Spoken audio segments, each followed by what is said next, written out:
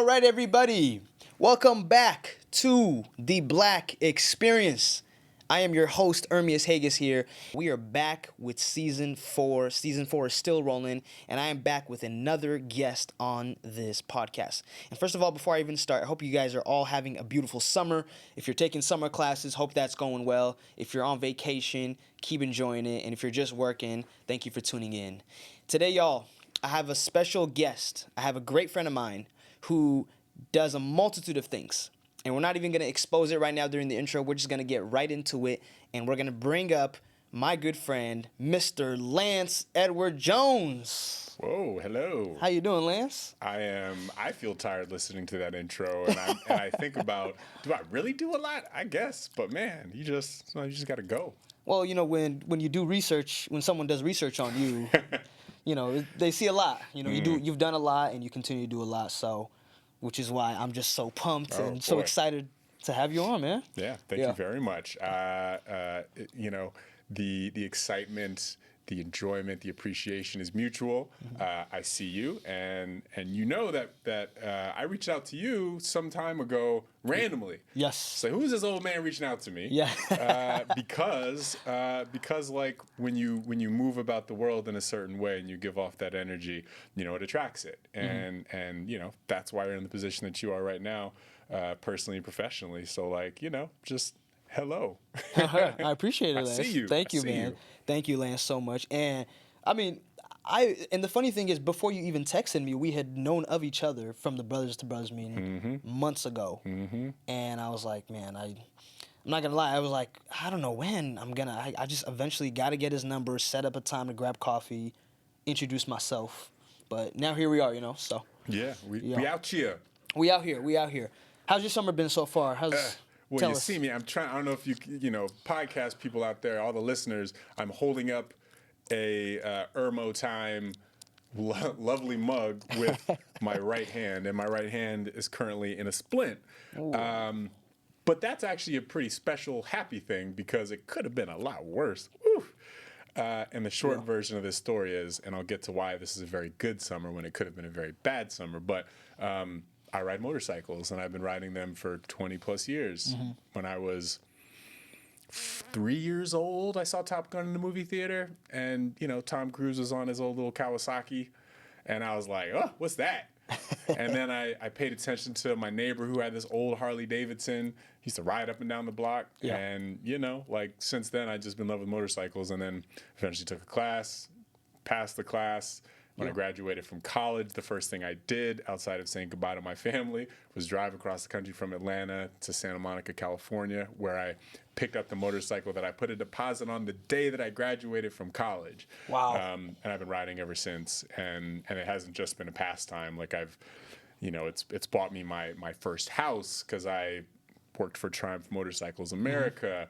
Like it's, you know, took me all around the world. I've sound like a car driver. I've ridden across the country up and down both coasts. Like it's a beautiful thing. And so when I crashed my bike, number one, I was happy that I was still here. But number two, I looked back on those 20 years and I was thinking to myself as I was laying there on my back, all right, is this the last time I'm going to ride a motorcycle? I don't know what the answer is to that question, but like, I don't regret any of those 20 plus years. I don't regret the crash. I don't regret anything because, you know, it made me, you know, it was a big part in making me who I am today. So my summer is actually going great despite the injury. My bike. Yeah.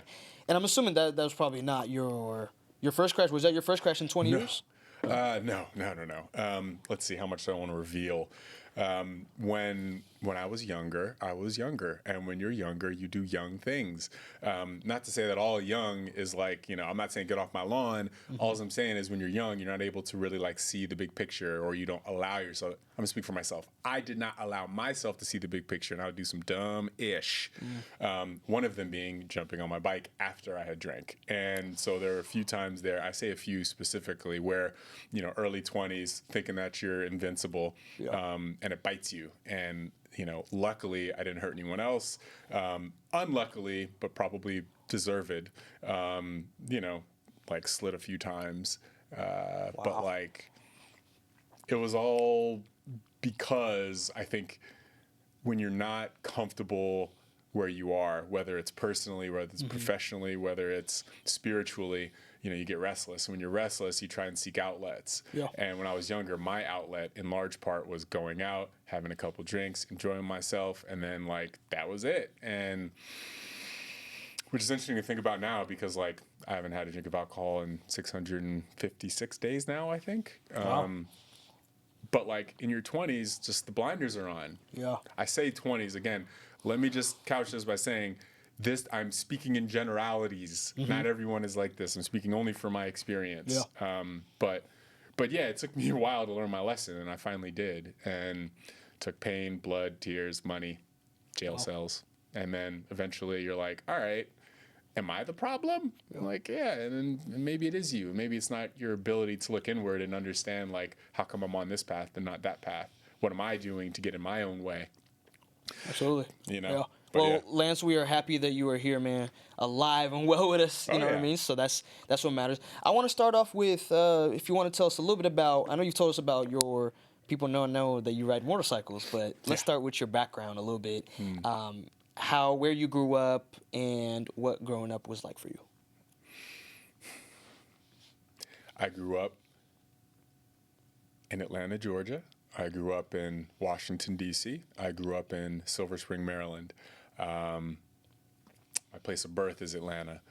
I will call Atlanta, home is where you hang your hat, but home is also, your coming of age. The place, I feel like, where you are when you come of age. I came of age in Atlanta, A-Town.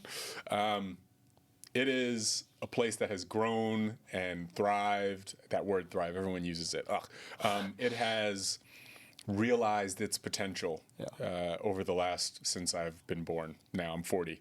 And Atlanta is a wonderful place. I was there from first grade through eighth grade, except for a little half-year stint in fourth grade.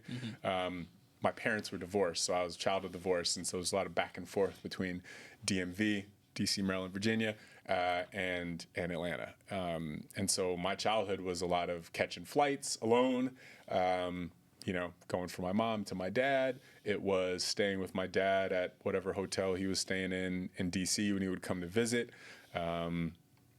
It was wonderful. It's funny, childhood, you don't really know anything else. So what feels normal, there is no abnormal because it's just your childhood. And you get older and you're like, dang, all right, so I did what? I was flying alone from DC to Atlanta and back at 7, 8, 9, whatever year. It's crazy looking back, isn't it? It's crazy looking back on it. And actually one time, which makes me think about it, with 2020 popping off and everything, there's just one time where I was taking a flight from DC to Atlanta, and my dad, prices were a lot different back then, but he would buy me first class tickets, He was a lawyer.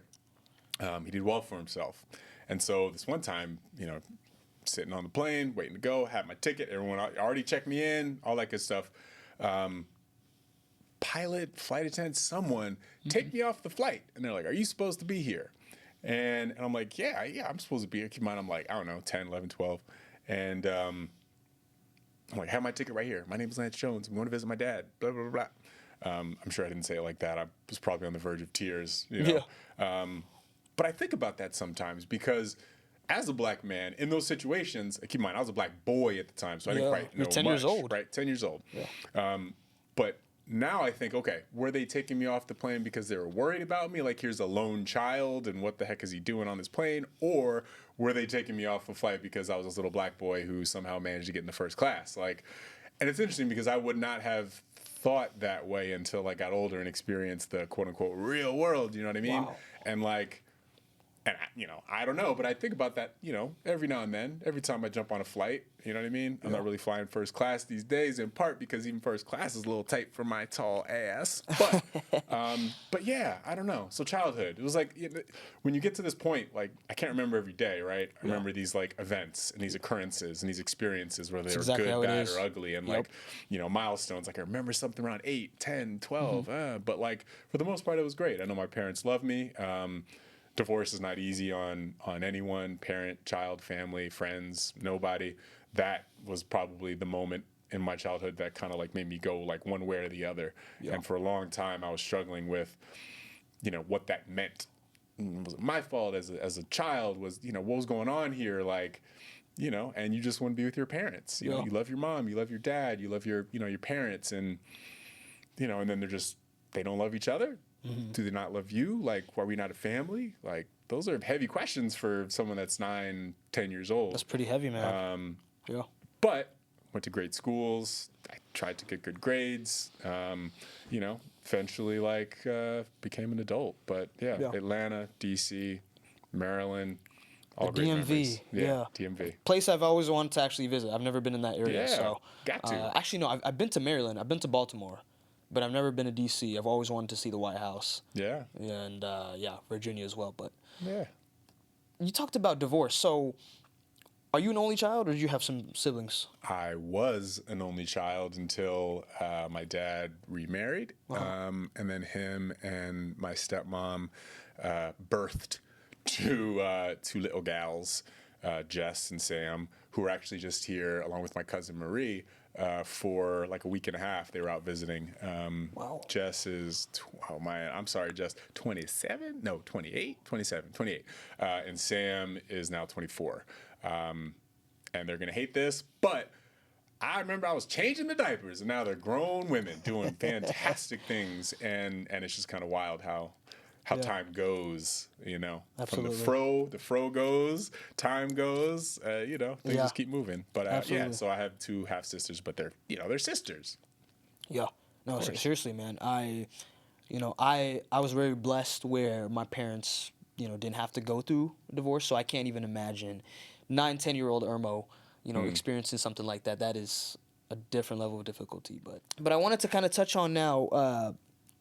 Earlier I stated that you're a man of many talents and many things that you do. Growing up, I guess, dealing with all that family stuff, were there any early passions or any early hobbies that you got into that you still do to this day? Definitely.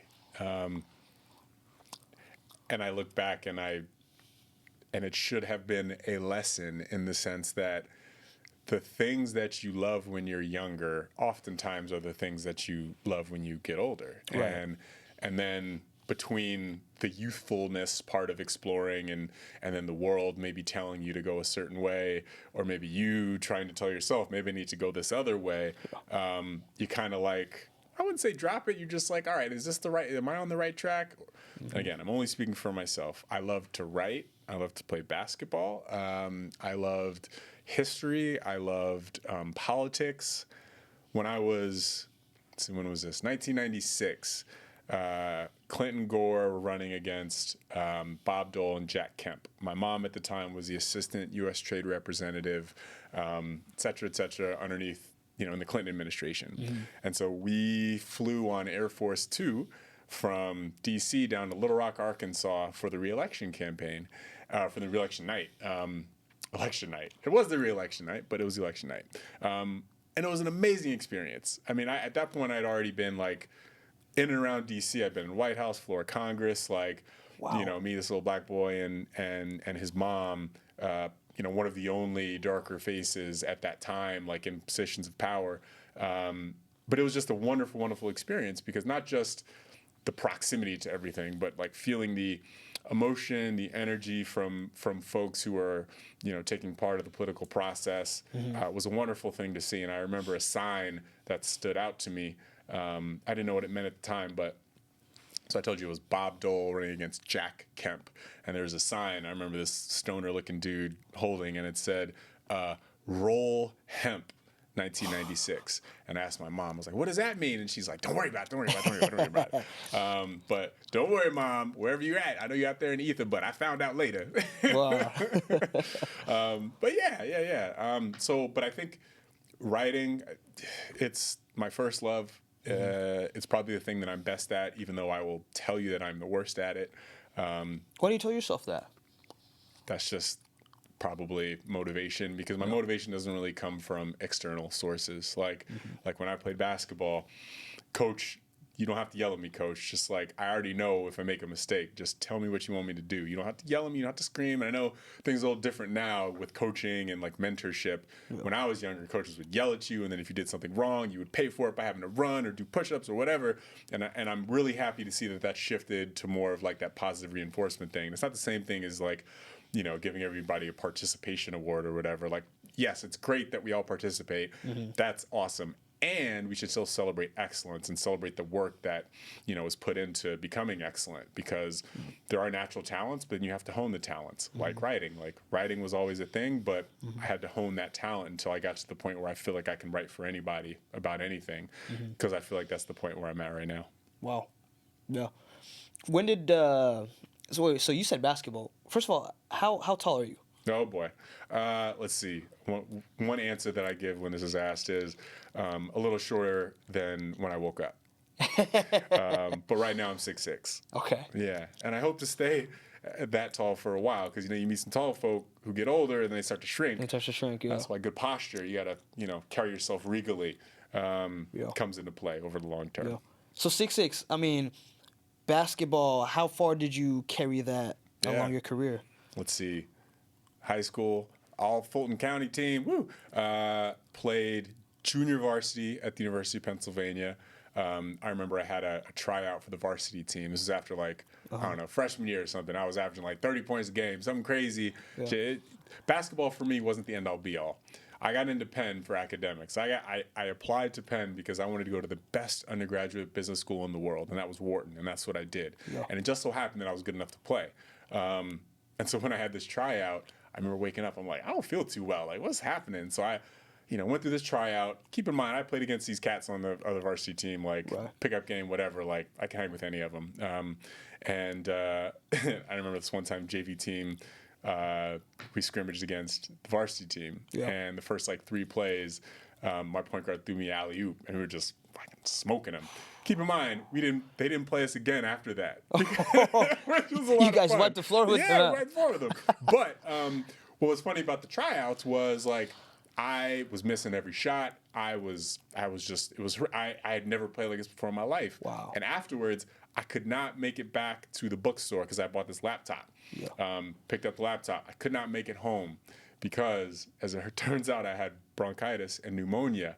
And so during this whole tryout, I was getting sicker and sicker and sicker. And I'm like, I don't know what's going on. And I go to the hospital, and so that was my tryout for the varsity team.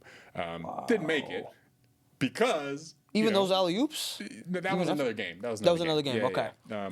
But basketball, and I think to me that told me something, because if I wanted it, as soon as I got healthy, I would have went back to the coach and been like, hey, here's what happened, Right. But I was more interested in taking modern Japanese history. I was more interested in taking like terrorism and forensics, criminology, sports law, and that held my attention more than like sports competition, which is interesting because at 6'6", people are like, well, how come you didn't, I promise you, the path was there.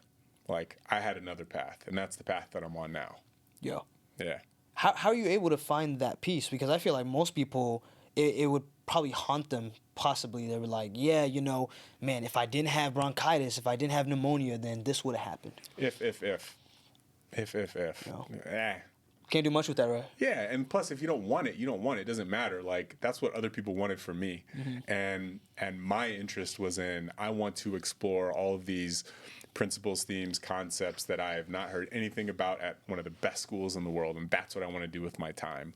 And when you I came from privilege. Like, my dad and mom both worked their butts off. They came from probably like middle class households. And then my mom went to the University of Pennsylvania. My dad went to Cornell. They bust their ass to get in there. They got in at 72 and then graduated at 76. Wow. And my mom went to Harvard Business School. Then my dad got his law degree from Suffolk Law. And they, keep in mind, black people, late 70s, professionals just trying to find their way. My mom worked for IBM.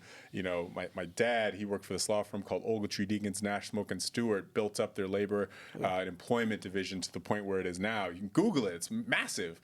And so when I came along, it was like, all right, when my parents split, dad was doing well in Atlanta. Mom was struggling a bit in D.C., but like I didn't want for anything. I went to a great private school in D.C. called Georgetown Day School. I went to a great private school in Atlanta, College Park specifically, called Woodward Academy. And then, but when I went to those schools, it's not like I just showed up. No, I did my work and I got straight A's. Like I knew that I wanted to create these opportunities for myself, so I busted my ass. Yeah. And then Penn came around, and so I was like, all right, while I'm here at Penn, I want to meet all these students, try and like get to know some folks, see like all these young black smart individuals Right. at W.E.B. Du Bois dorm. Shout out. You know, I hadn't been in a place like that with such a concentration of like smart, driven black folks. Yes, at Woodward Academy, but another kind of representation when you're in college, and it was great. It was a wonderful experience. Yeah. I mean, I could hear the excitement and just all the memories that you've had from there that still stick with you, Toe. Yeah. I'm sure it was a great time. It was good. Lance, where does that kind of mentality come from, though? Love, like, would you say, does it come from your parents because they were so smart and they were excelling so much in academics that kind of propelled you, or where does that come from? I think I didn't know it at the time, probably because, you know, again, you're young. You don't see everything. Right. You see a lot. Yeah. Young people do amazing things. Don't get it twisted. And you don't see everything. And I think I just didn't connect the dots that I felt like I had no limits because I was seeing my parents who had already broken down all these barriers themselves. And I'm like, well, if they could do it, I could do it. Like, or I could go further. Like, I didn't.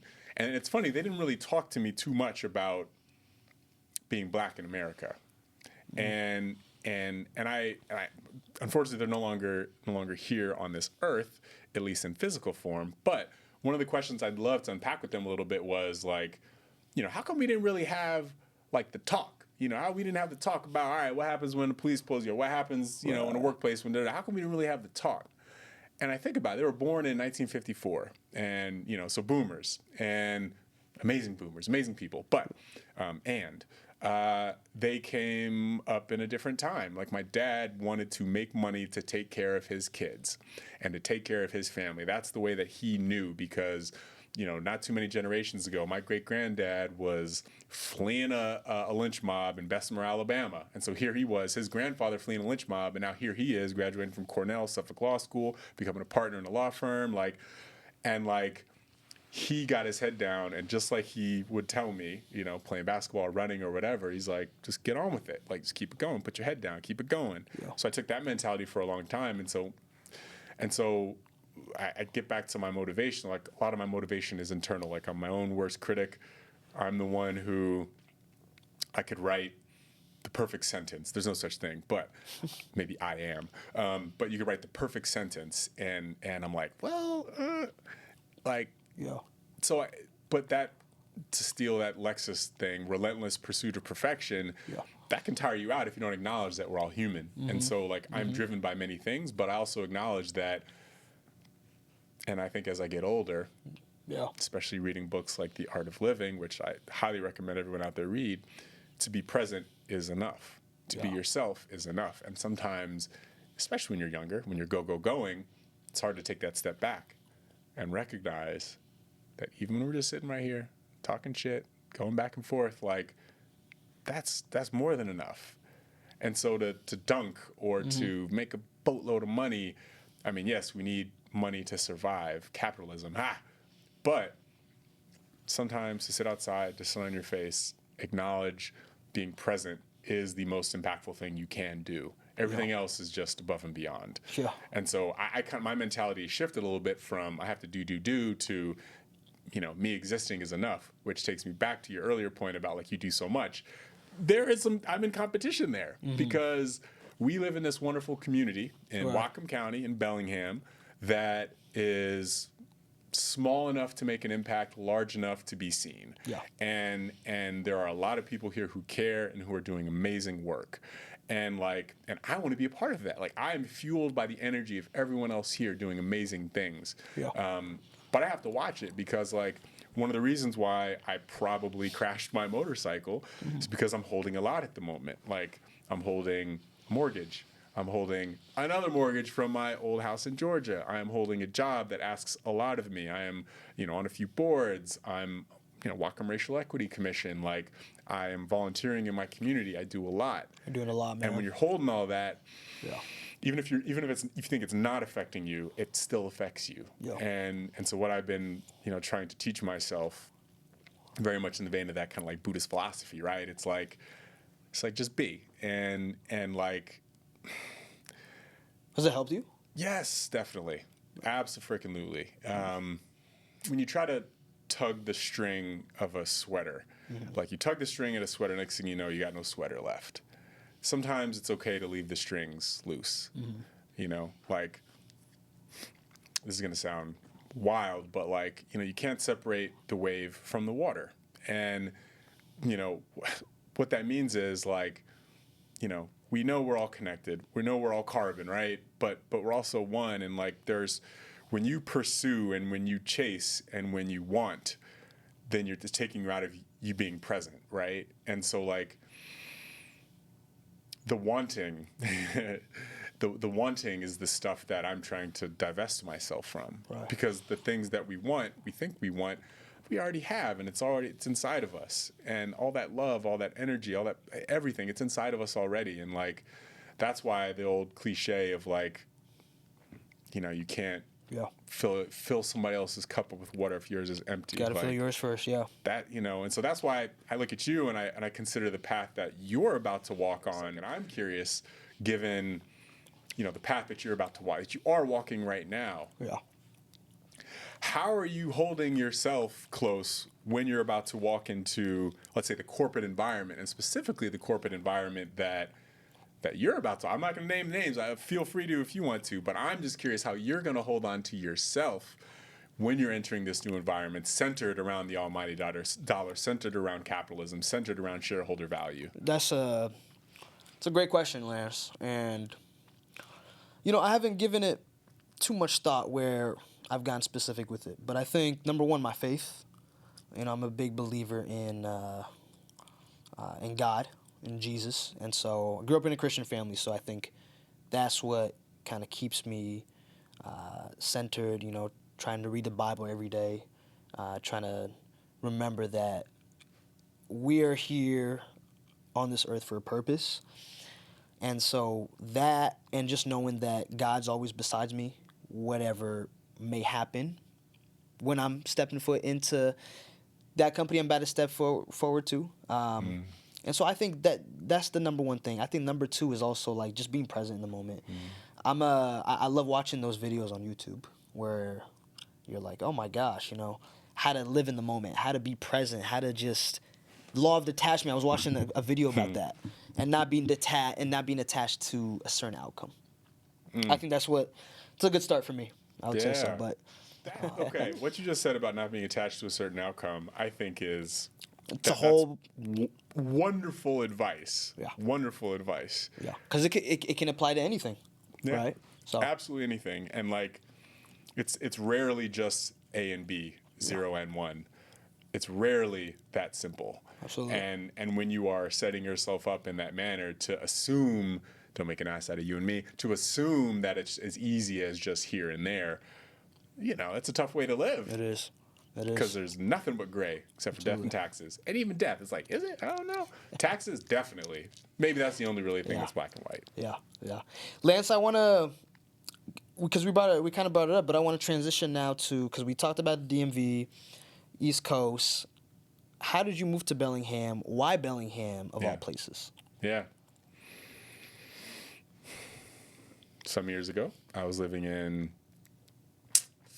Sherman Oaks, California, and I took a road trip to the Olympic Peninsula to swim, and I just remember, this is the first time I had spent any time in the state of Washington, but I remember just going through the little rainforest, and first of all, just, coming from, for those of you who don't know, Sherman Oaks, California is in a valley, San Fernando Valley, and it is hot, it is dusty. You look dusty. It's hot. It's dusty. It's over the hill from Los Angeles, and like summertime, you're hitting 115, 120, right? Just hot. And we're complaining about 90 over here, man. Well, of course we're complaining about it. We complain about 80. We know how it is here. But Olympic Peninsula. So you have Sherman Oaks, which is just desert, basically. And then you have the Olympic Peninsula, which is lush. It's life. It's green. So just going from one to the other was like, okay, all right. It kind of reminds me a little bit of Georgia, except significantly less humidity. Right. But going through that rainforest, I was like, it just smells so good. I didn't know a place looked like this. And then the rainforest kind of parts, and not too long later, I smell this. What is going on here? And then lavender everywhere, just fields of lavender as far as you can see, and purple, and all of its shades is my favorite color. Yeah. Why? I think of my mom. My mom, she loved purple. Purple hats, like she did it all. Purple was her thing, and she used to say, "Carry myself regally." I'm assuming she liked Prince. Of course. Yeah. All those boomers like Purple Prince. Rain. All those boomers. I like Prince too, but all those boomers like Prince. And so that was my first little taste, and I spent a week in Sequim writing at an Airbnb. Amazing food. The fruit here, if it's from a local farm, the fruit, the vegetables, amazing. Like it's unlike any other place. Yeah. It's fantastic. And so I told myself, all right, I'm coming back to the state of Washington at one point in my life to live and make my home. And then it wasn't until 2020 and then 2021 when the opportunity presented itself. Or I should probably say when I created the opportunity for myself. And if you want to get into that, we could. Before we get into that, let's talk about COVID. Yeah. And that isolation period. That was a thing. Because that was right around what you're talking about. Yeah. How did that impact you? Because, so for those of you guys who don't know, Lance Riders is a YouTube channel that has different features on different motorcyclists. And they did a feature on you that you had sent me that was published in the thick of COVID, August of 2020. Yeah. And I remember I was rewatching it this morning, and there was a part in it where you were saying how you were riding your motorcycle around places in Atlanta that you haven't explored, and by doing that, you started conversations with strangers and showed how we're all actually similar and more closer than we thought. Tell us a little bit about that. Yeah, well, that's funny to me because when that was filmed, I just finished working. I quit in pretty spectacular fashion, actually, for Triumph Motorcycles America. And I, at the end of my career at Triumph, handled PR and comms for North America, right? And it was an amazing job.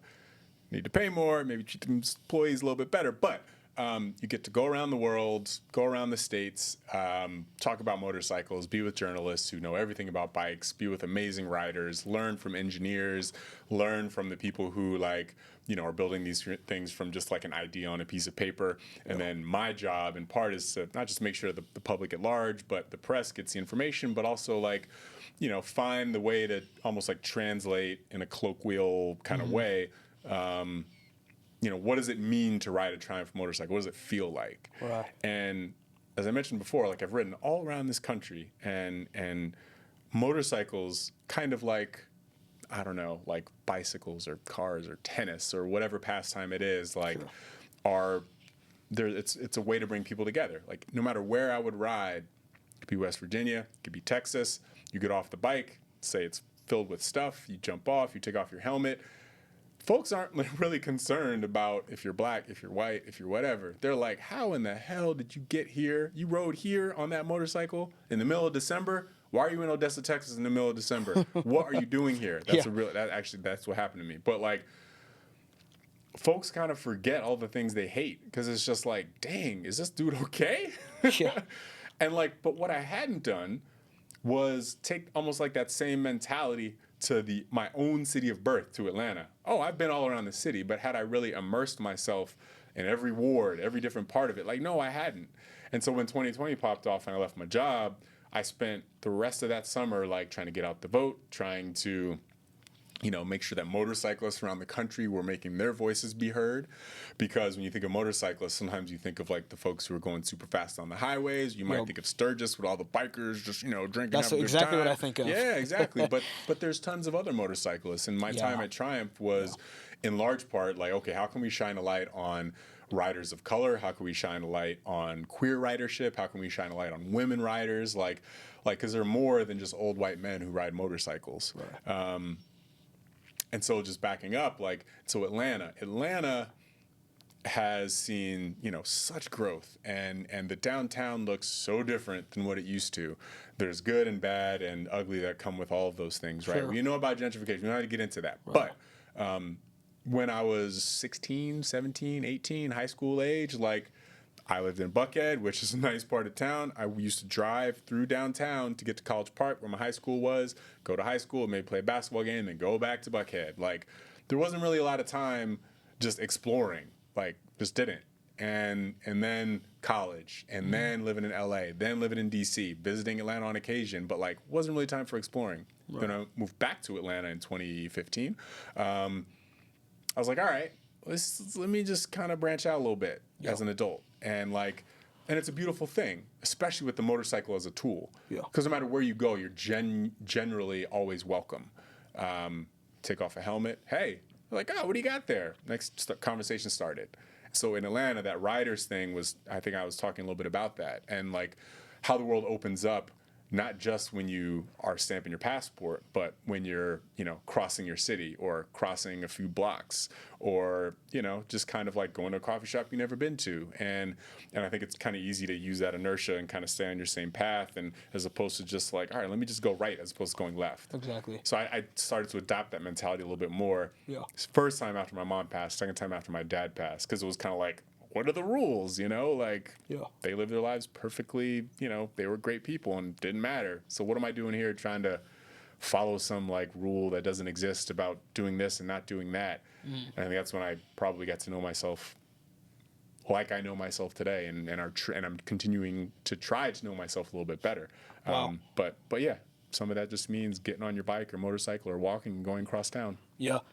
I really want to get into the fact that when you were going around and meeting people from different states and different places, I think a big thing our generation, deals with is, mental health, social anxiety. I've even dealt with this. I'm still overcoming social anxiety, even though I know this podcast has helped me, but there's still times where I'm like, how do I push myself to meet people? Yeah. Even on the way from where we parked all the way to here, you were just greeting people, saying hi.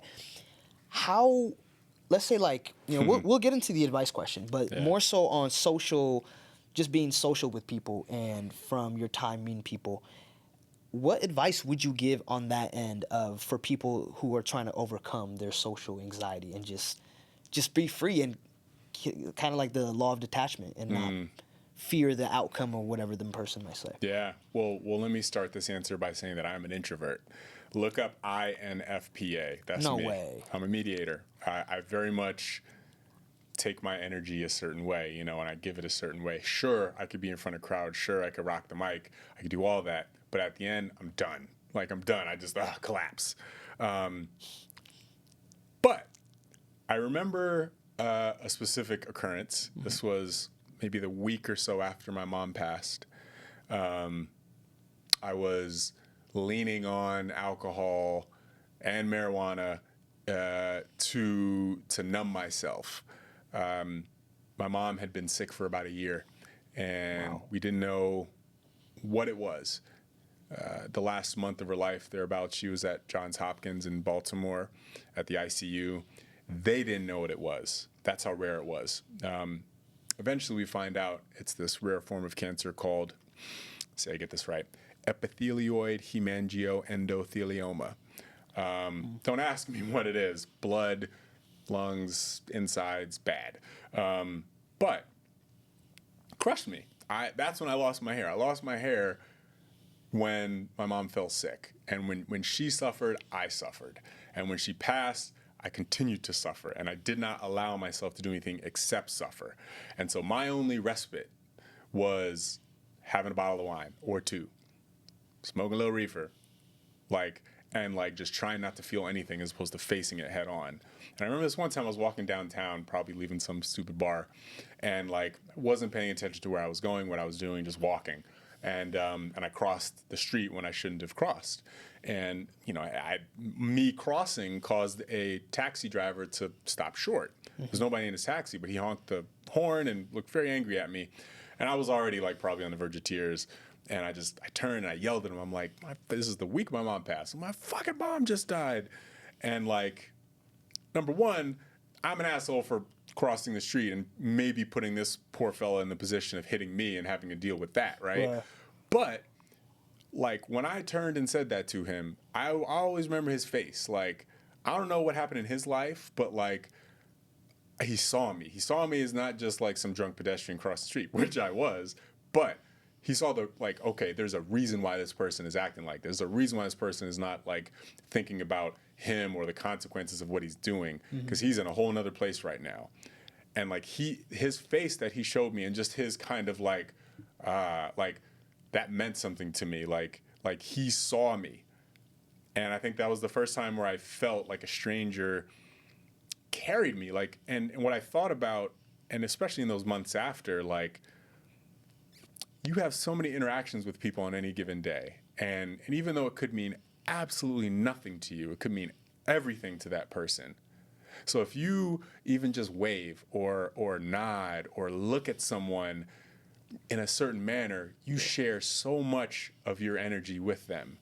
And so much can be conveyed through a glance, right? And so on the way here, like, I don't think about it anymore. Like, even when I was younger, I used to just say hi to folks, whatever, and then the world kind of was like, beat you down. You're like, But like I said, you kind of forget the things sometimes that you have when you're younger as you grow old, and the world just tries to beat it out of you in so many different ways if you let it.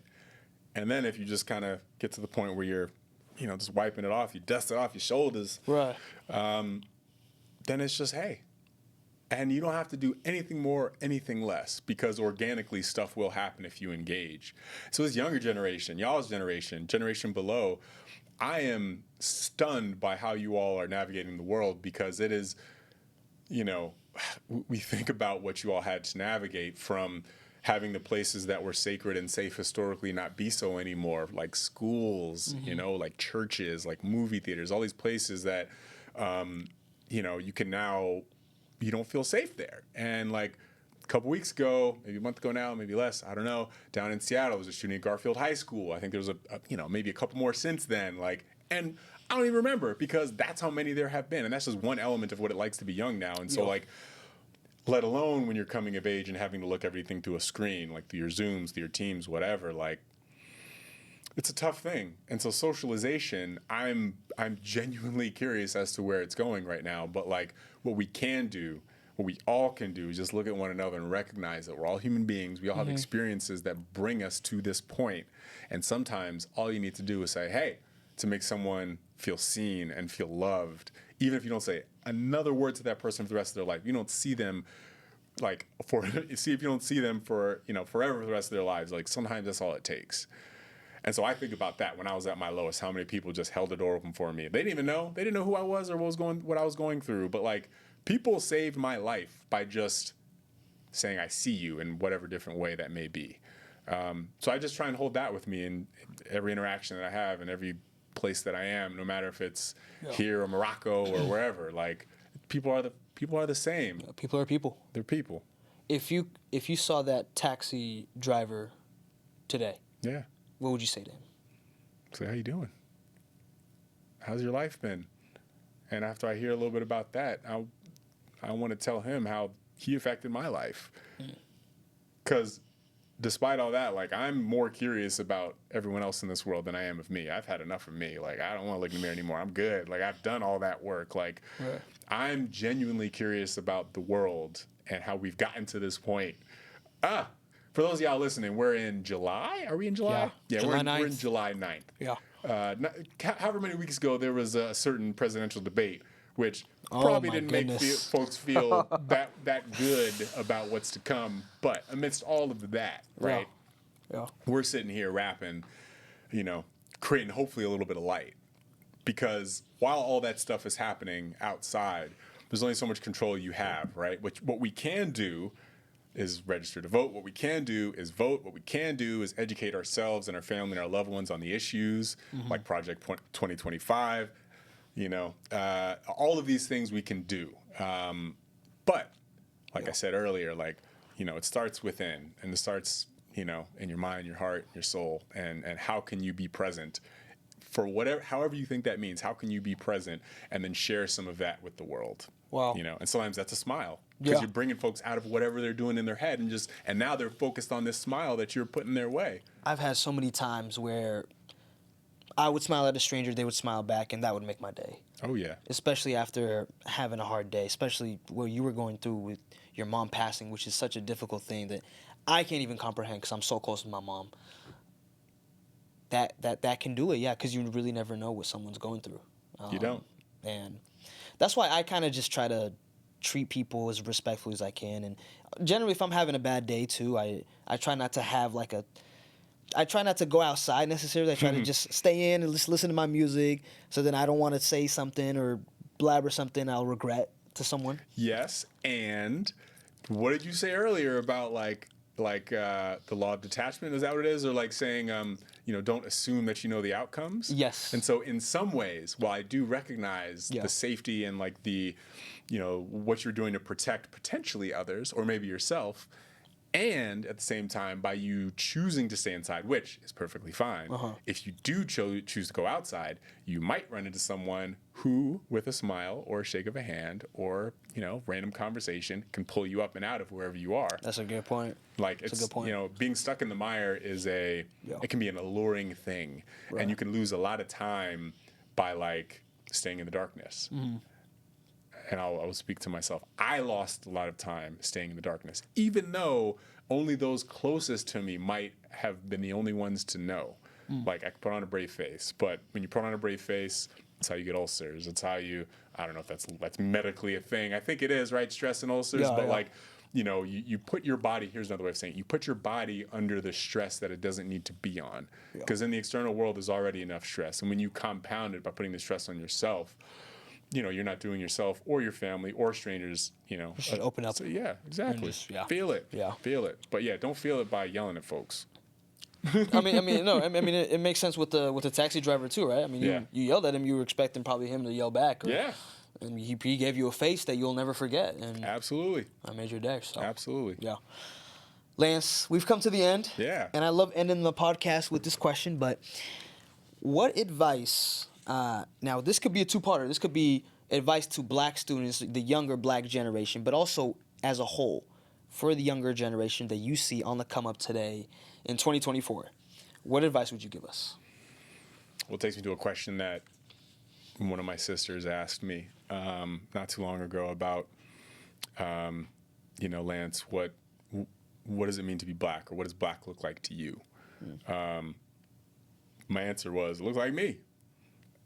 I think painting with a broad brush is a really easy thing to do. And in some of what we talked about earlier, especially when we talk about politics, it's really easy to paint the others as the others and not as a collection of individuals. Because then when you're able to dehumanize, you can do, inhumane things to human beings when you dehumanize. Right. And so, yes, I am a black man, and my grandmother was white.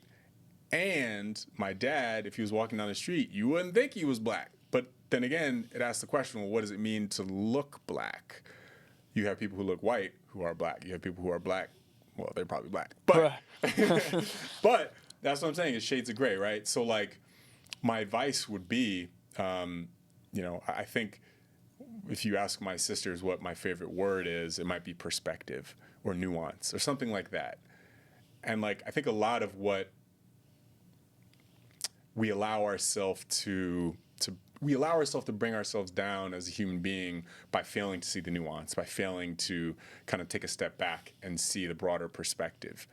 And so I am so proud to be black, and I'm so proud to chase this thing called equity, right?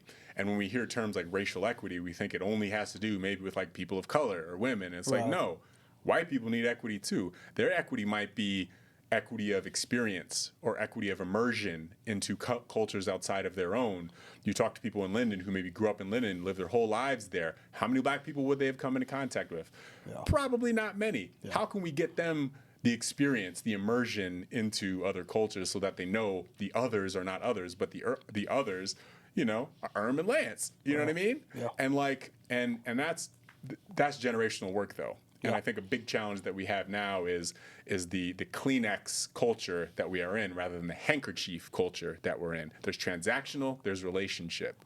This work, the work that I am in when it comes to building bridges, when it comes to equity, when it comes to trying to end youth and young adult homelessness with Northwest Youth Services, when it comes to upstream solutions to really complex health challenges at Chuckanut Health Foundation, with trying to achieve racial equity with Whatcom Racial Equity Commission, that work is generational. Yeah. And when you separate yourself, the ego of yourself from the work, you recognize that this is going to take a while. Absolutely. However, there are times we need to step on the gas. Yeah. And our planet, our Mother Nature is telling us right now we need to step on the gas when it comes to taking care of them. So what I would tell to anyone out there, black, white, brown, whatever, take care of yourself, take care of this planet, take care of your family, take care of your neighbors, take care of strangers. Because this is all we got. This is what we got. And we have each other if we let it. Yeah. So, that's what I would say. Beautifully put. Beautifully put. No words after that. I mean, you summed it up perfectly. We need to take care of each other, especially in an age where we're socially connected, but also people feel lonely. Definitely. People still feel so lonely. Not connected. I mean, I'm picking up my phone now, and I spend a good amount of time on Reddit. And Reddit, wonderful app. But then as I scroll, I think to myself, all right, is this filling me up at the moment? Or do I need to go outside? Yeah. Take do a I need break. some vitamin D from the sun? Yeah. Do I need to just walk around downtown and understand that human beings exist outside of this little screen I'm looking at?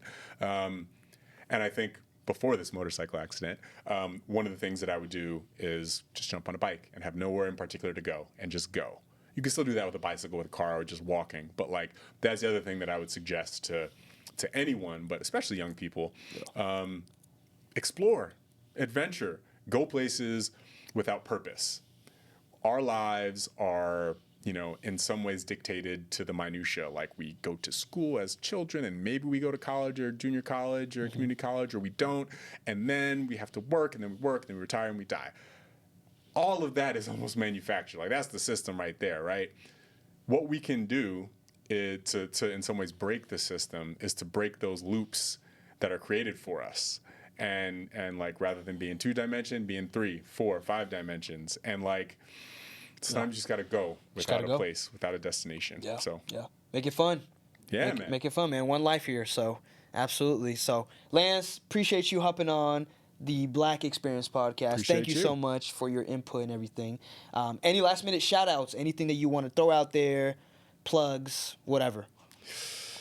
Yeah, man. I think there's a lot of people doing great work here in Whatcom County and in Bellingham. Whatcom Care, Opportunity Council, like I said, Chuckanut Health Foundation, Whatcom Racial Equity Commission, Northwest Youth Services. There's so many great organizations out there doing the work, and I'm so appreciative of them. And let's make sure we hold our elected officials to account this year and every year. Even when there's not an election, make sure you're registering to vote and registering your people to vote. Make sure that you are participating, whether it is going virtually or in real life to city, county council, or it's just making sure that you understand the issues, because if you're an educated voter, that's a dangerous voter. So I'll leave it with the late, great Nipsey Hussle, stay dangerous.